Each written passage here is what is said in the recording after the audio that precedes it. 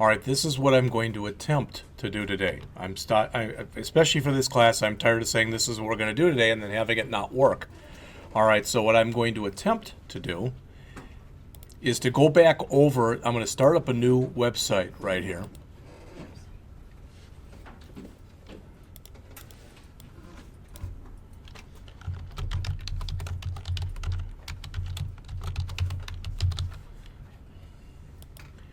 You saw this before, so I'm going to redo a little bit of the stuff that we did in Chapter 12 to see whether or not I can get this to work. Then I'm going to jump into Chapter 13. If I have any kind of problems, I'm not sure what exactly we're going to do. Yep, we'll sit around and sing Kumbaya. Ben will lead us. I'm sorry, Luke will lead us. Ben will lip sync.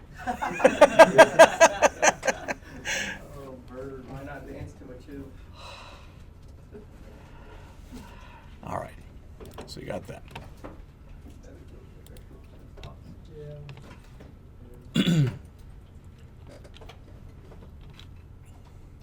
All right. Again, I'm just going to attempt to do most of the stuff that we were working on last time. So,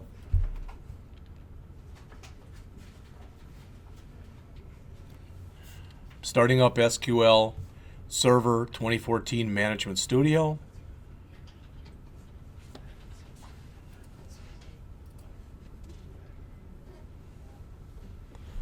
Looks good. Try to connect.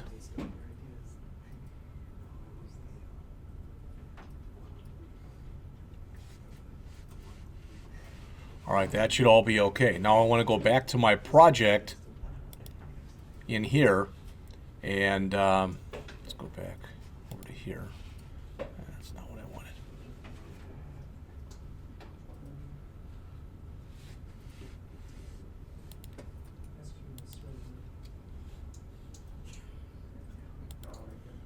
Yeah, there's the Explorer. That's good.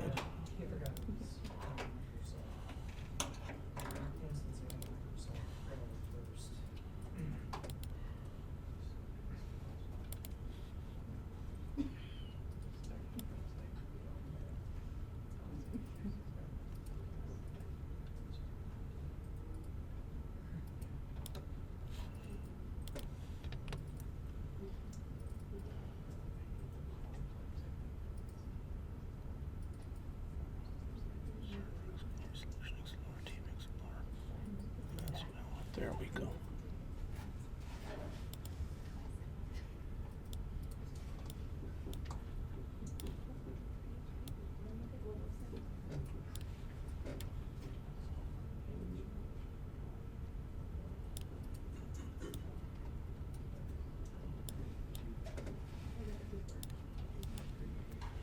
All right. So I'll just bring up the default page. It really shouldn't matter what page, if any, I have up here. But what I want to do then is run through the same steps that we ran through last time. All right, so I've got to go back to my Server Explorer.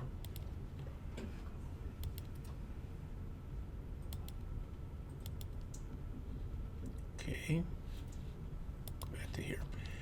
And let's come in and try to create a new database. I'm just going to remove this Planet Rocks one that I created last time. It really and truly shouldn't matter.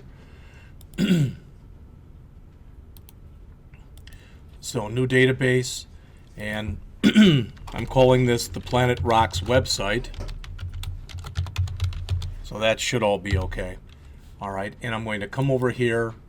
You've seen this before several times, unfortunately.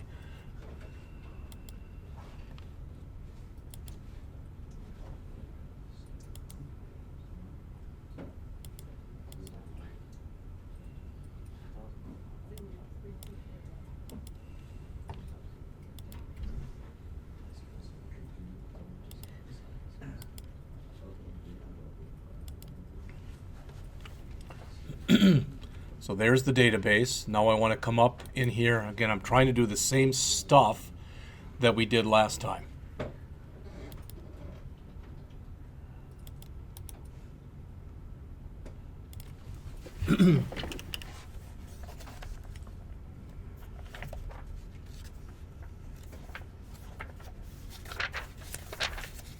So I did the first exercise that's on page 411 and 412 and 413. So that's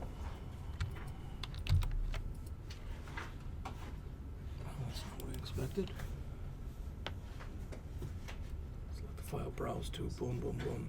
Select the create ES SQL editor that's shown in 12.6.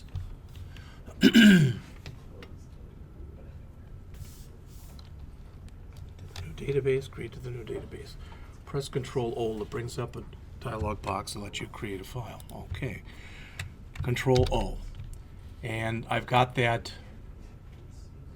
Planet Rocks file, the Create Planet Rocks one right there. We've done all that stuff earlier. Okay, so that should be fine. On the SQL editor, select the Planet Rocks database from the drop-down list.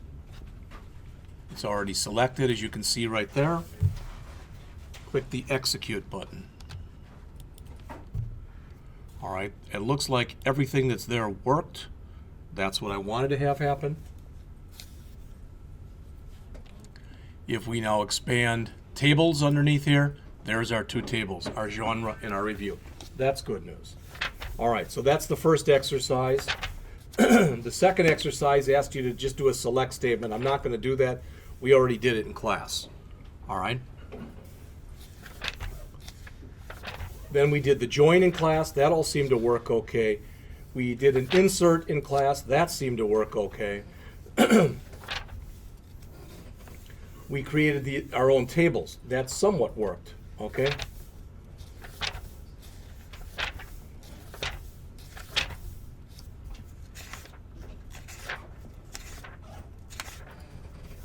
But they did mention a couple things that I may or may not have gone through, so I'd like to go through those. All right. They talk about creating the tables on pages 428 and 429. I don't think that we have to do that. You all know how to create a table.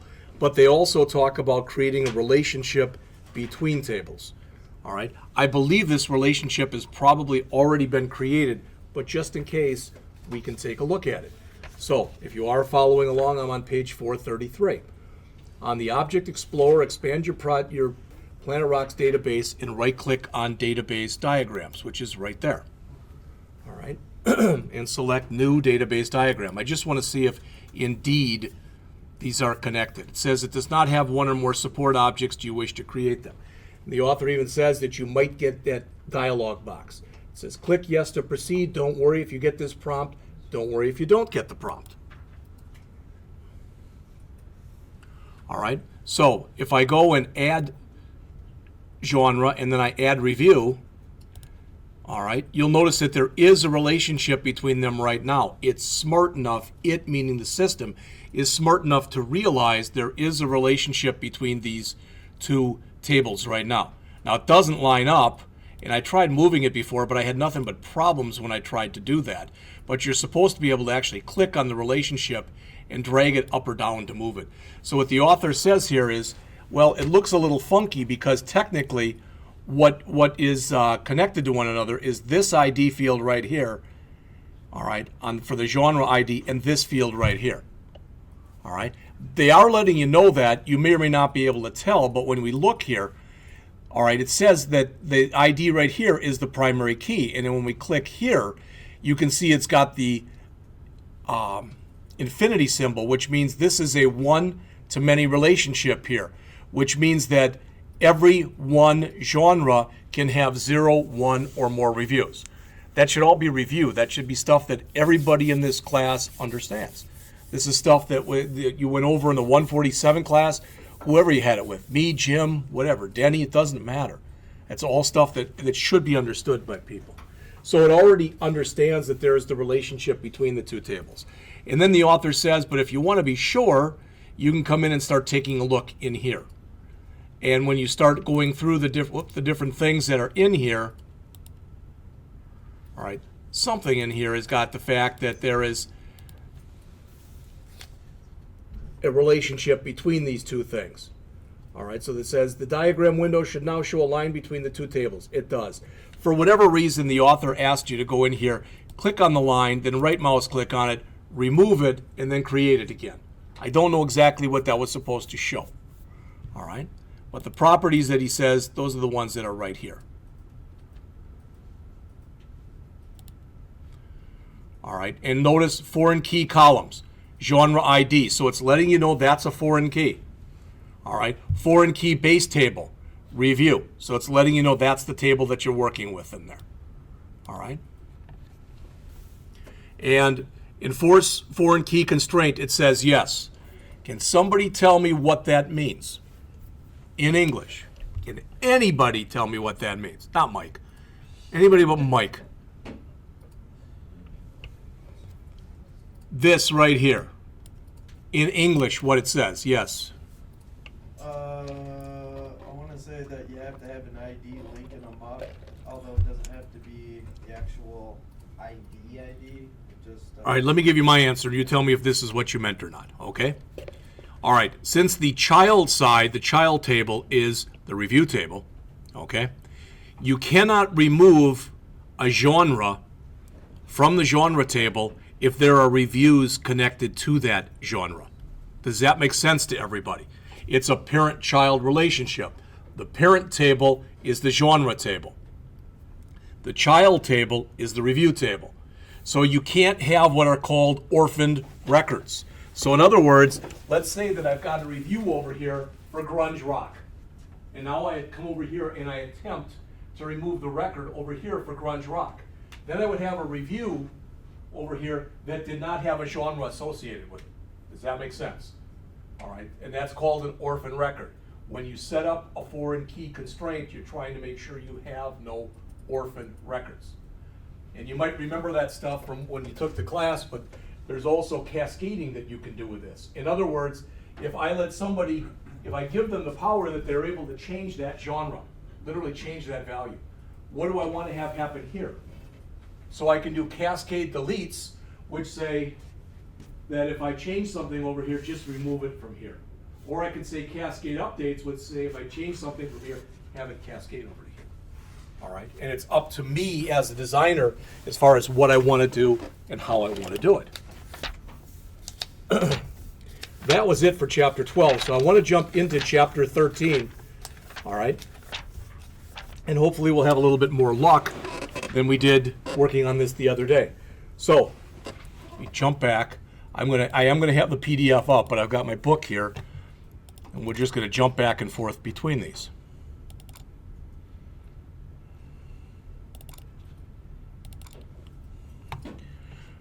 I do want to mention one thing. That is, if you look at this, what I did last weekend was I went through everybody in every class. All right, and I started to go through all of these. Again, I had some problems grading the ASP nets, and that's on my system. It's not on what you guys are doing. All right, I'm literally having some kind of a weird problem with it. All right, but I'm not going to give you any more assignments in here. You've got enough assignments in your other classes. That said, everyone was supposed to now have finished the first ASP.NET assignment, which was to do the loan amortization program. I know you're probably thinking, geez, I got that program, I'm dreaming about it. All right, because you've done it in like 3 or 4 languages. But the point is, you should understand it well enough from doing it in the other languages that there shouldn't be a lot of work that you had to do to get it to work in this language. All right, so that was the first assignment. The second one asked you to come in and add to that loan amortization worksheet or website. You were supposed to, even if you had to redo it, put in a master page. All right. Put in a menu structure. All right.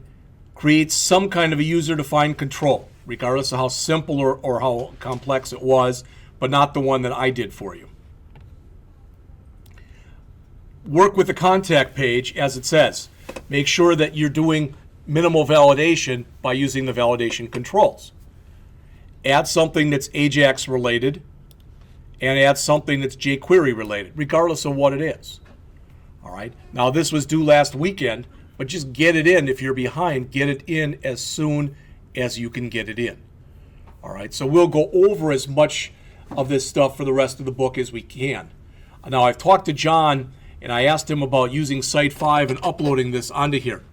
All right, and I forgot, I have to send him a website. He's going to play with it because technically Site 5 doesn't support IIS. And according to our book, if you want to be able to upload an ASP.NET project, you need IIS. So he's already working on workarounds to see if he can get that to work. All right, and if he can, then in the last week or so, we'll see if we can upload your projects. All right.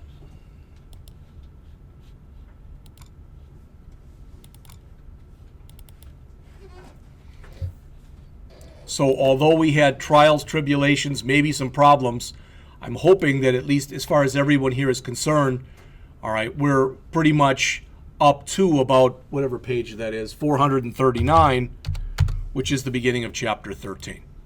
All right. What I'm going to do is between now and break, which means Tuesday, Thursday, Tuesday, Thursday, Tuesday, 5 periods. All right. In an ideal world, we will get through chapters 13, 14, and 15. Okay?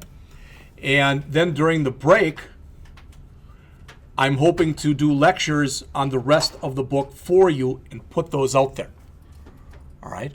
Which means that after the break, those of you who are behind, which are most people in the class, would have time. You've got 3 weeks then after we get back to try to finish everything up. I don't want to give incompletes. It's not that I won't, I don't want to. You know, they have done studies here, 90 some percent, well over 90% of people they give incompletes to never finish. All right.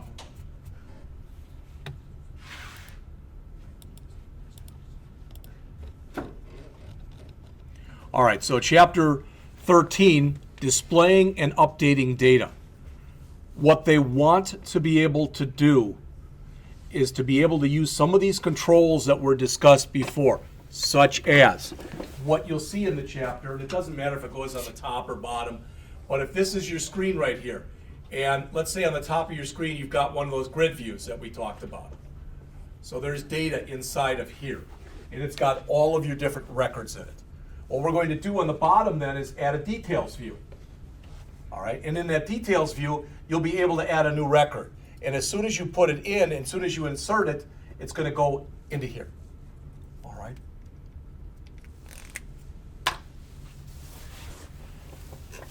So how to display, insert, edit, and delete data using controls like grid view, details view, and Sqldatasource. That's the crux of the chapter, is those 3 controls working together. All right, number 2, create a rich user interface that enables users to insert and edit data while maintaining data integrity with the ASP.NET validation controls. All right, so you don't want to do anything illegal. What does that mean? Well, what that means is if I've got a details view down there, and if I've got a field that's a numeric field, I shouldn't be able to allow the user to put in non-numeric data, for example, that kind of thing. All right. And then finally, the best way to store your connection strings in your app so they're easily updatable. Anybody want to take a wild guess? This last one that's right here? The best way to store your connection string so that it's easily updatable. All right? I'll give you a hint, or try to give you a hint.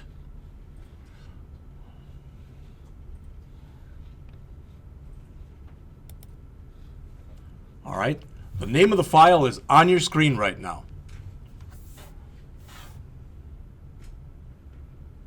And the mouse is or the cursor is almost on it. How's that for a hint?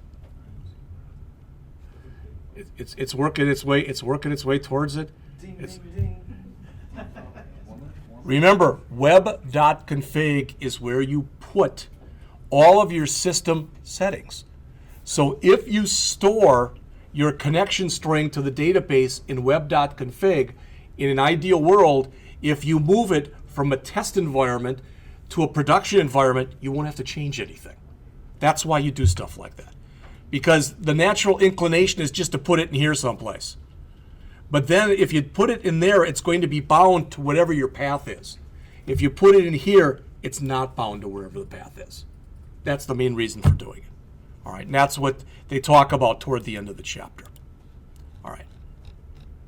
So, as the author says there, to enable you to work efficiently, we talked about this a little bit last time. ASP.NET offers two types of data-aware controls, data-bound and data source controls. All right? Most of the stuff you see here, not everything, but most of the stuff you see there, all right, are data-bound controls.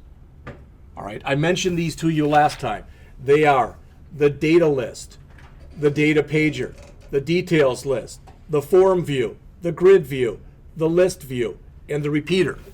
But you'll notice that there's about 4 tools in here. Entity data source, link data source, object data source, sitemap data source, okay, there was like 6.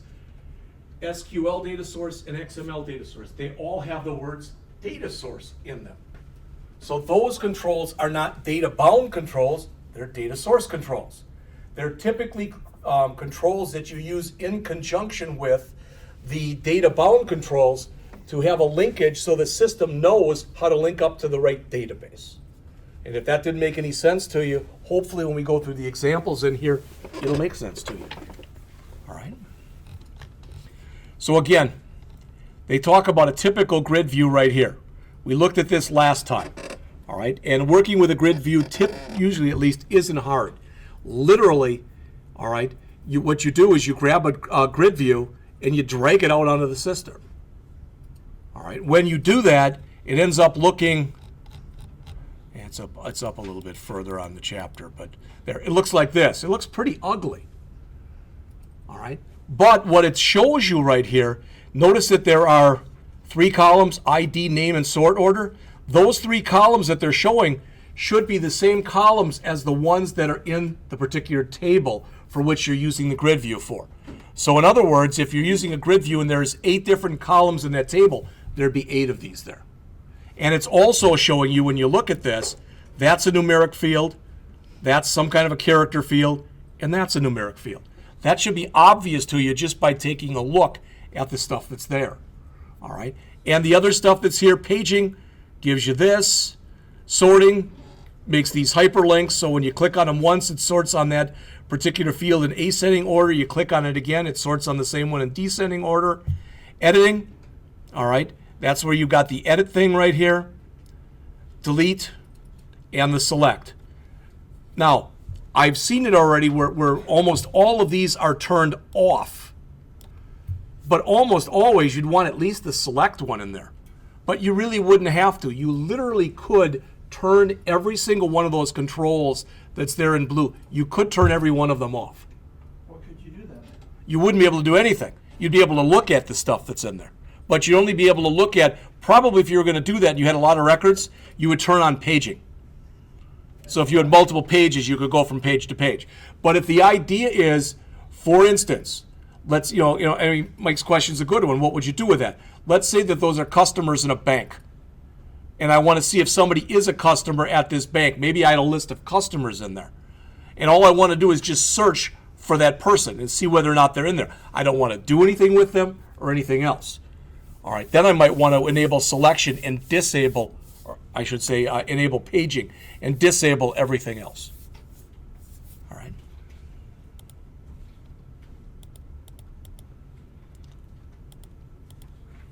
All right.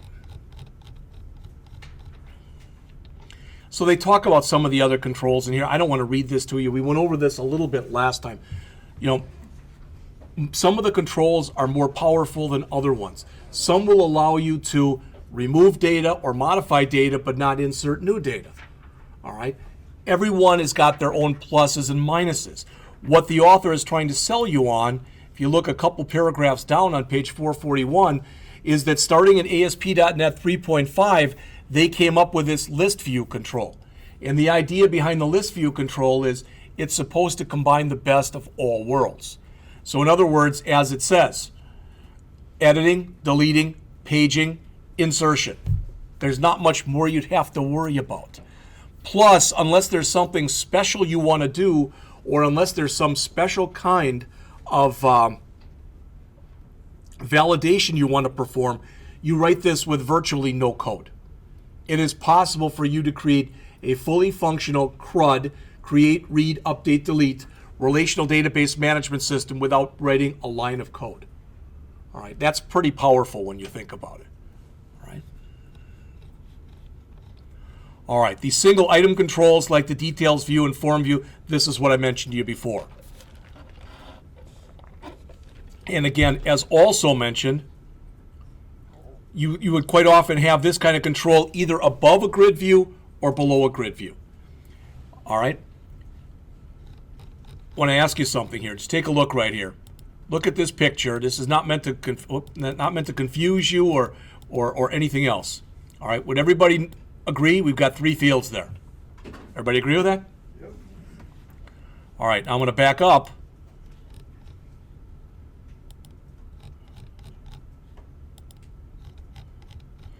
Now how many do we have? Which one's missing? Why? Well, it's a primary key, but what's even more important than that? It's auto increment. It's an identity field or auto increment. So we really don't want to give the user, when they're inserting a record, we don't want to give them the opportunity to put in their own ID. It should be put in there for them automatically. All right?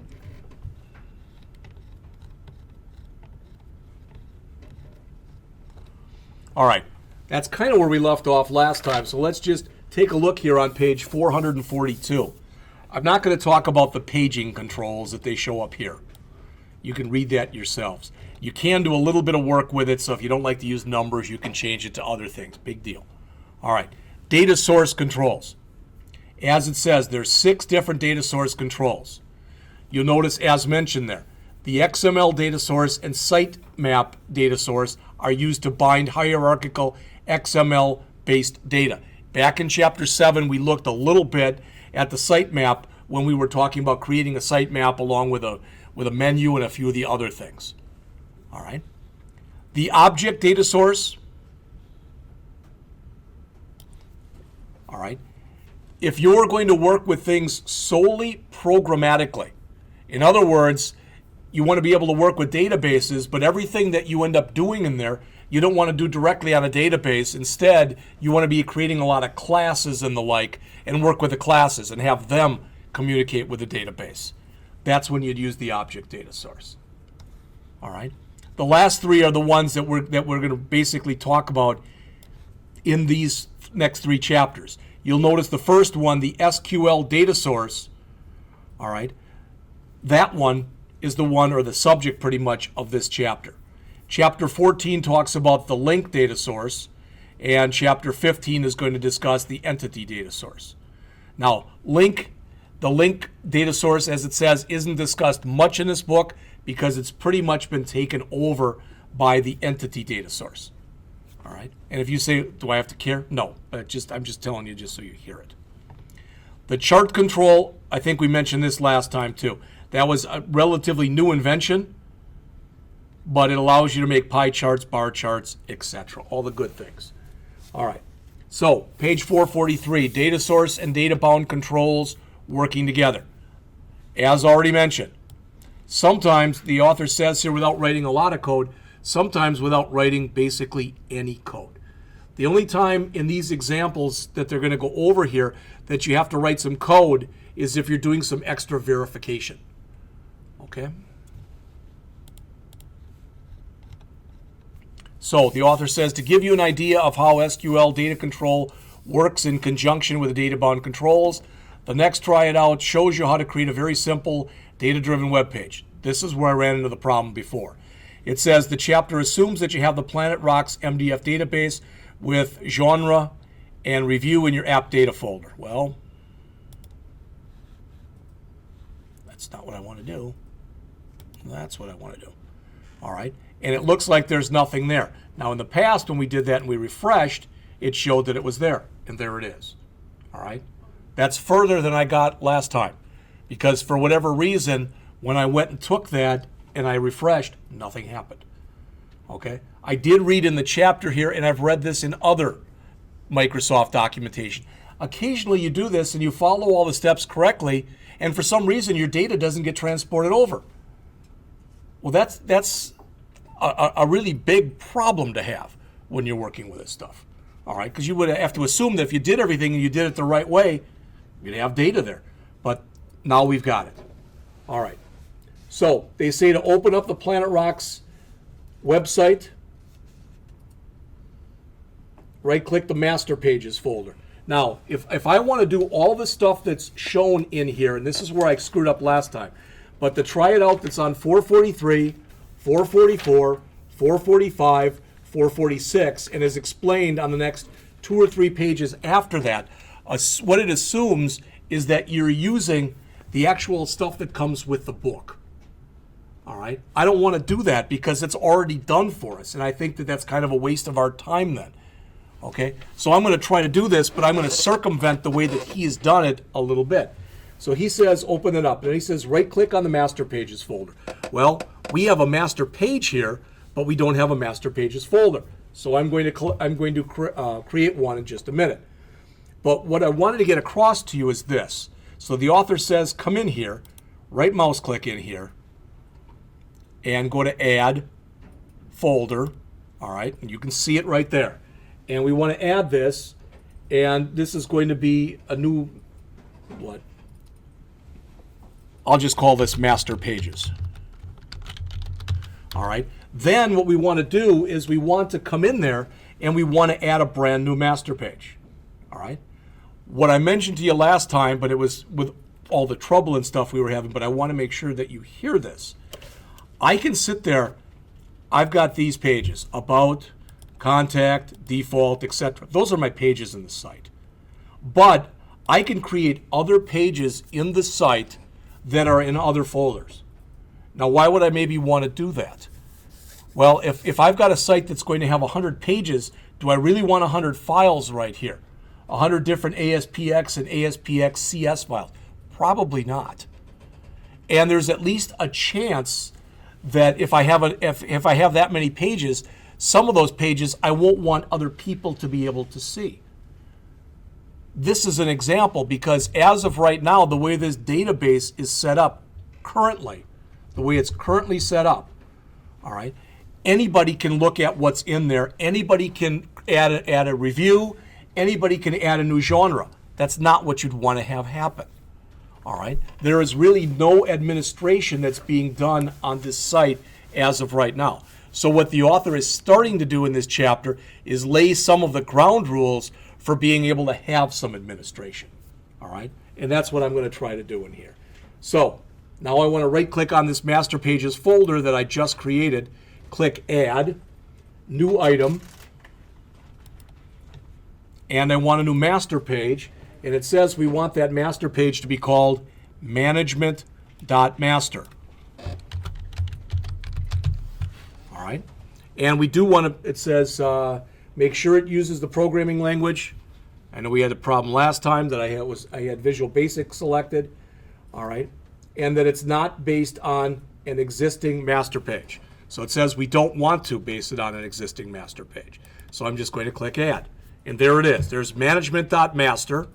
All right. It says also make sure it's using the code behind. It already was. And how can I tell that? Because there's the code behind file right there. So that's step 2. Inside the HTML, change the HTML inside the form element to the following code. That creates 2 elements, a nav section and a section, floating next to each other. All right. So they want us to put in the code that you see there on the top of page 444 in your book. In other words, this stuff. All right. Now in the past, I've gone in, highlighted all that, click copy, and pasted it in. All right. But I'm not going to do that because you got to realize this is a textbook, right? And not even more than that, it's a PDF of a textbook. I have absolutely no idea what kind of weird control characters could conceivably be in that file. I don't know. I can't see them. So I'm going to go back to what I was working on, and I'm going to come back in here, and where we've got the form, all right, I'm going to leave my form tags, I'm going to leave my div tags, and I'm going to come in between here, all right, and I'm going to add the new information that the author talks about. So And this is right from page 444 in your book.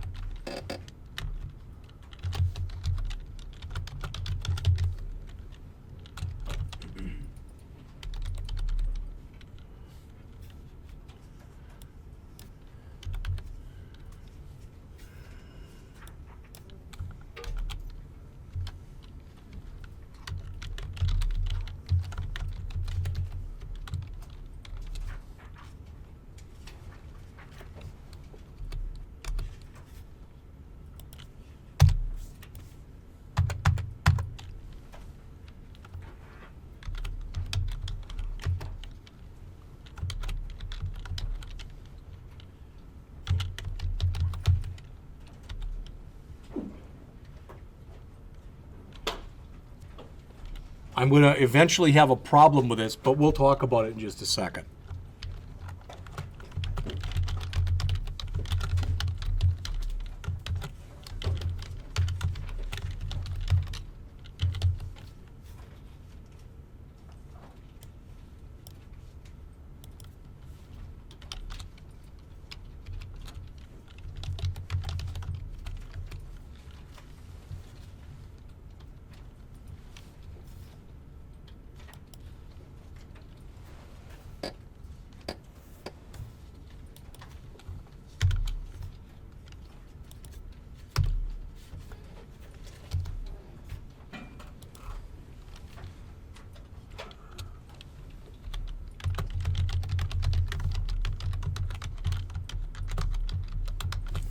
Now, hopefully you all see this, where I'm going to have a potential problem in here. Don't worry about this. This will all get fixed up in just a second. Actually, I don't need that. I've already got it. All right. Right now, I don't have a management folder. My default stuff isn't under management. See that? There's my default right there. And the other one that I want to work with is the genres, which I don't even have one. So I'd have to do one of two things. Okay? I could either remove this, so it just said default.aspx, then it would be grabbing that one, or I could create a new folder under here that was called management and put a default in there. Does that make sense? I can do that either way. I'm not exactly sure what they want. I'm just going to leave it the way it is right now. All right? But the reason I'm telling you that is just so you know that when I run this, if I go to click on this hyperlink, it's going to give me an error because that doesn't exist. All right?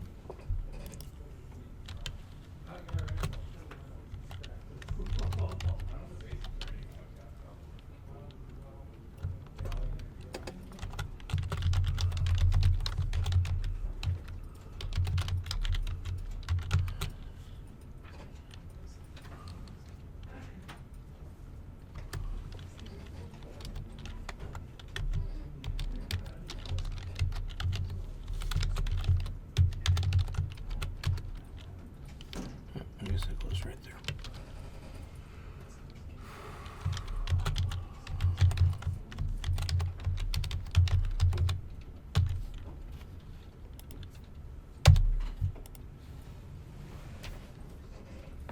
So when we get done right here, and I'm not finished yet, I understand that, but when I go back to design mode, that's what I added. And what I want you to understand, and that it's pretty much what they show in the book up on page 446. We haven't added the grid view yet, though. All right, so we're getting there. But the point is, if I click on these two now, they're not going to go anywhere. All right, that's all I'm trying to tell you. All right.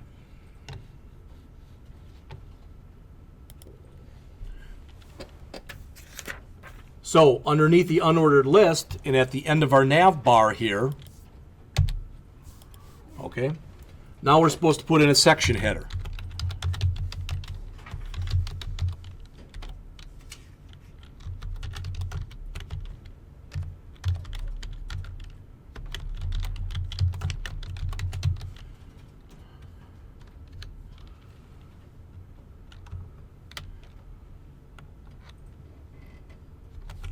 And that is what this content pane that's below it is supposed to go in. Okay. Thank you. We'll fix that up in just a second.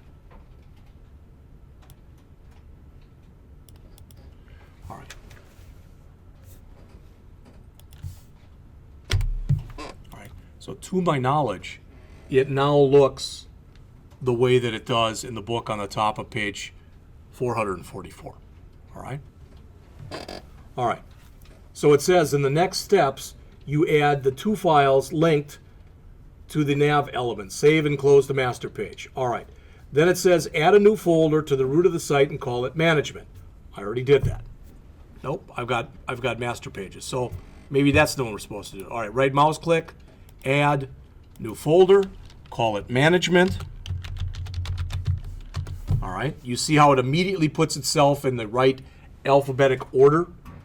All right, and it says create a new standard web form called default.aspx.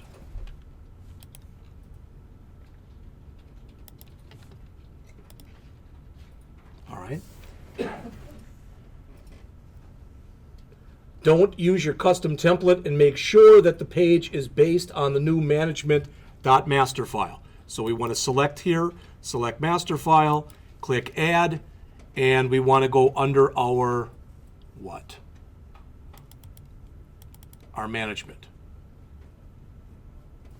I'm sorry, our master pages. And get the management.master. All right, again, I'm just following the steps as they're laid out in the book. All right. Click OK. And we're told to add some text that welcomes the user to the page. So you can see the stuff that we have here. And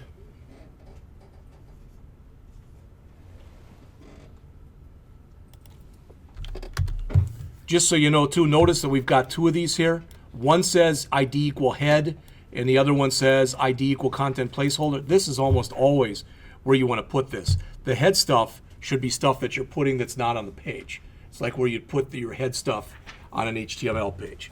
So we're told to come in here, put an H1 tag in that says Planet Rocks Management Section.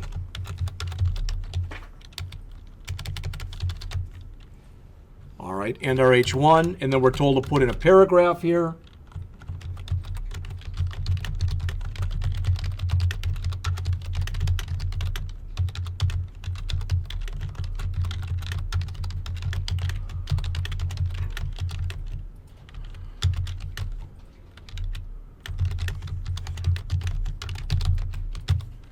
All right, that's way out of whack, so.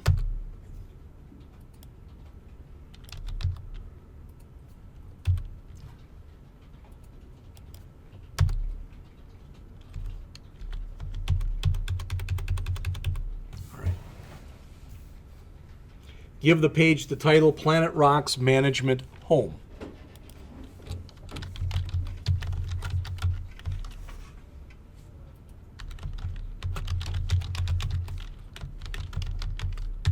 You've got to watch it when you're creating these titles, because when you create the breadcrumbs, it's basing it off of what you call the title. So if you keep having real long titles, your breadcrumbs are going to be longer and longer and longer, and pretty soon it's going to be very hard to figure out where you are. You don't want them to be too small, but you don't necessarily want them. I mean, did you really need Planet Rocks in front of that, in other words? All right?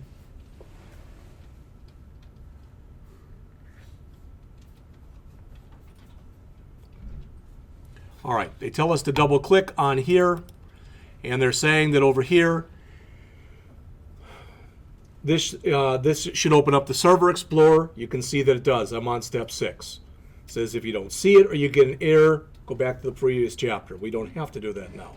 Remember, expand the database, the Planet Rocks database. Then they say from the tables node, drag the genre table from the Server Explorer and drop it into the content area in here. Okay? So in other words, I literally want to grab the genre table and drag it right there. That's the next step. Oops, didn't want that. All right, there's the genre. Take it and drag it. Come on, you gotta work.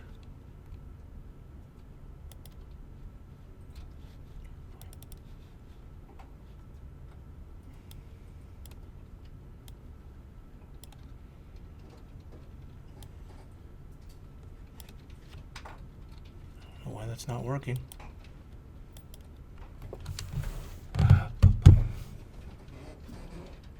the genre table from the CP content area of the genres page. Oh, you know what? All right, that's what happens when you skip from step 4 to step 6. All right, we did all this. This is the management homepage. That's all that's supposed to be in there. All right. So right now, that's what this is supposed to look like, according to what it says. Okay? All right. Now we're told on step 5, create another page that's called genres. Okay? So we want to come back in here where we just created the default page under management. We want to right mouse click, choose add again, choose add new item. All right, we don't want it default to, we want this called genres. All right.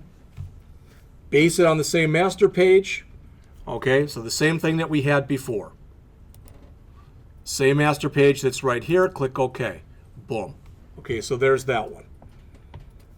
And change its title to Planet Rock's Management Genres.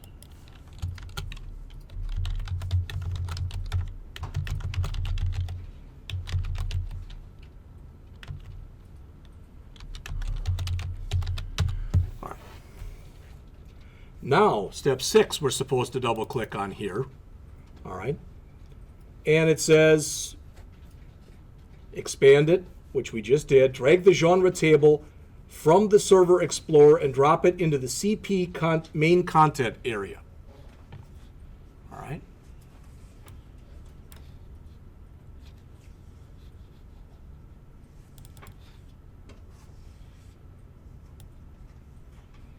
And it should be in here. All right. I want to open up a little bit of area in both of these. Just put a couple blank lines in here so it's a little easier to see what's going on. Okay. All right. Now I should be able to drag and put that right there. It doesn't take it there, and I know it won't take it in the other one.